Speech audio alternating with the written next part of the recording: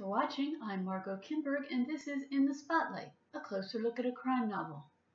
The cozy mystery has undergone a lot of changes in the last years, and now there are many different kinds of cozies. Let's check out a different sort of cozy today and put the spotlight on Colin Conway's Cozy Up to Death. Beauregard Bo Smith is a former member of an outlaw motorcycle gang called Satan's Dogs. As the gang's bookkeeper, his job was to take care of people that the gang had targeted. He was caught and agreed to join the FBI's Federal Witness Protection Program in exchange for telling the agency everything he knew about the gang. Now, U.S. Marshal Ted Onderdonk has given Smith a new name, Brody Steele, and placed him in a small seaside town of Pleasant Valley, Maine, where he'll run a mystery bookshop called The Red Herring.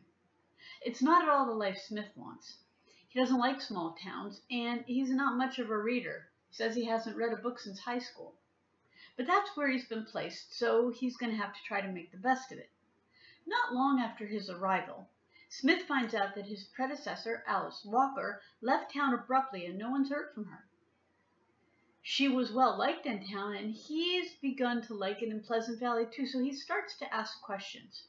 But he finds that several people don't want him to find the answers. Worse, he's attracted the attention of the local mob. And yes, there are mobs in small towns. Now Smith will need to deal with them and keep his cover if he's to stay alive and find out what happened to Alice Walker. So, what are the elements in Cozy Up to Death? What are the things that keep the plot going and keep the story together? Well, this book has been billed Not Your Grandmother's Cozy, and that is probably an appropriate description. It does have several elements of the cozy novel, as we usually think of it. Amateur sleuth, small town, some violence, but not graphic, and a hint of romance as Smith gets to know local bibliophile Daphne Winterburn. But this novel does have a harder edge. The local mob and Satan's Dogs are dangerous, and that's made clear. And there's Smith's background, which we find out as the novel goes on. Smith himself is an important element in the novel, too. He's been a member of a motorcycle gang. He's killed people. He's been in prison, but we see other sides of him, too, especially as he turns his life around. For instance, he's taken up knitting to help him deal with stress. He's trying to open up at least a little bit to Daphne, and he is trying to start over. There's also wit in the novel. Smith has a sometimes sarcastic sense of humor that comes out in some of the dialogue.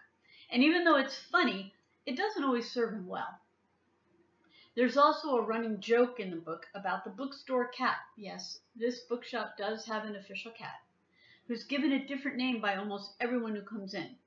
There are other light moments in the novel, too. Cozy Up to Murder is a different take on the cozy mystery. It has a small town atmosphere, some unpleasant secrets people are trying to keep, and a complicated protagonist who's trying to make a new start in life. This has been In the Spotlight. I'm Margot Kimberg. Thanks for watching.